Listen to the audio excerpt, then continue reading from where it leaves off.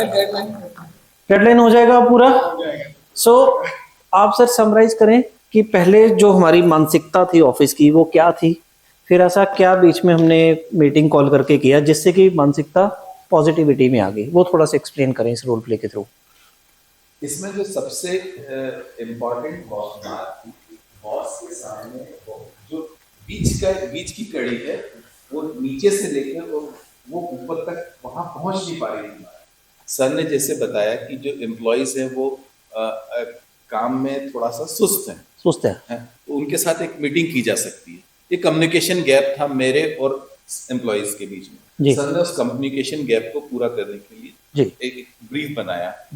फिर सर की तरफ से थोड़ा सा लेजीनेस थी, तो मैंने उनकी उस बात को गंभीरता से सुना और मैं उनके साथ इन्वॉल्व हो गया कि ठीक है। अब चूंकि मैडम का जो मैटर था ये इमोशनली जुड़ा हुआ था कि उनके बच्चा छोटा है, तो उस बच्चे को भी संभालना है उनको।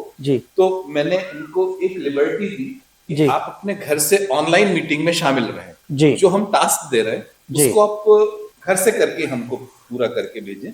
तो इस वजह से हम लोग को के बीच में जो समन्वय बना, कोऑर्डिनेट किया हमने, तो वो उसकी वजह से हम थोड़ा सा सक्सेस, मतलब हम ये टारगेट बना पा रहे हैं कि जो 4 बजे हमको टाइमलाइन थी वो हम 3:30 बजे कर पाएंगे। फिर जहां जहां जो दिक्कतें थी उसके लिए मैं खुद शामिल होने के लिए तैयार था कि जहां अगर मान लीजिए कि हमने 10 पॉइंट बनाए थे, जो पिछले जो प्रोजेक्ट रिपोर्ट बनी थी उसमें 10 पॉइंट थे, हम 2 पॉइंट छूट गए थे, उन 2 पॉइंट्स को हम अभी बैठ के डिस्कस करके आज कंप्लीट कर लेते हैं। इस तरह से तो हमने EQ को भी कवर किया, टाइम मैनेजमेंट को कवर किया, कम्युनिकेशन को कवर किया इसमें, और जो जहां मुझे इन्वॉल्व होना था वहां पूरी तरह से मैं involve. Yes, wonderful, let's clap for them.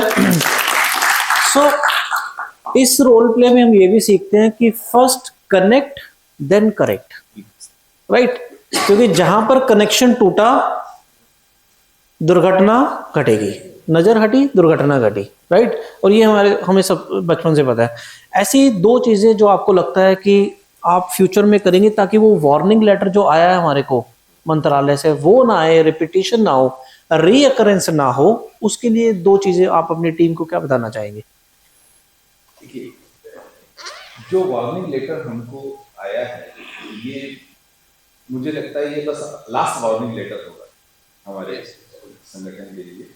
अब हम ये चाहते हैं कि इस तरह की घटना दोबारा ना हो।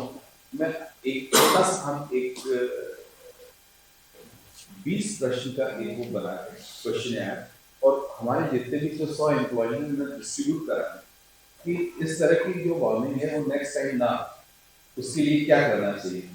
दूसरी चीज, हमारा जो इस प्रोजेक्ट में जो वार्निंग लेटर इशू हुआ उसमें हमारी जो टाइमलाइन थी उसी की वजह से हमारा ये जो वार्निंग लेटर इशू हुआ, तो उस टाइमलाइन को हम कैसे थोड़ा सा और पहले ले लें, जो डेडलाइन है उससे।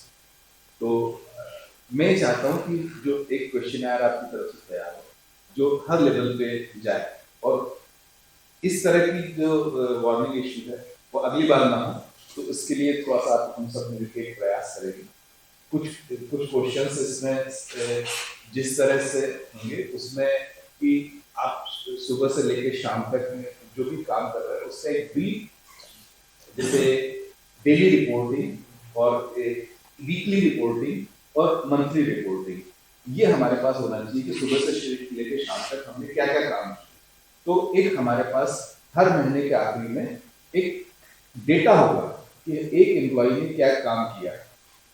फिर हम ये देख पाएंगे कि किस एम्प्लॉय के पास ओवरलोडेड है और कौन सा एम्प्लॉय जो लेजीनेस में है, तो हम उसको हम थोड़ा सा काम शिफ्ट कर सकते हैं, या उसको मोटिवेशन की जरूरत है, या उस एम्प्लॉय को कुछ डेडिकेटेड ट्रेनिंग की जरूरत है। तो हम इस तरफ से इस पे छोटा सा क्वेश्चन तैयार करेंगे और हम उसको डिस्ट्रीब्यूट कराएंगे गूगल फॉर्मेट पे या किसी भी फॉर्मेट में।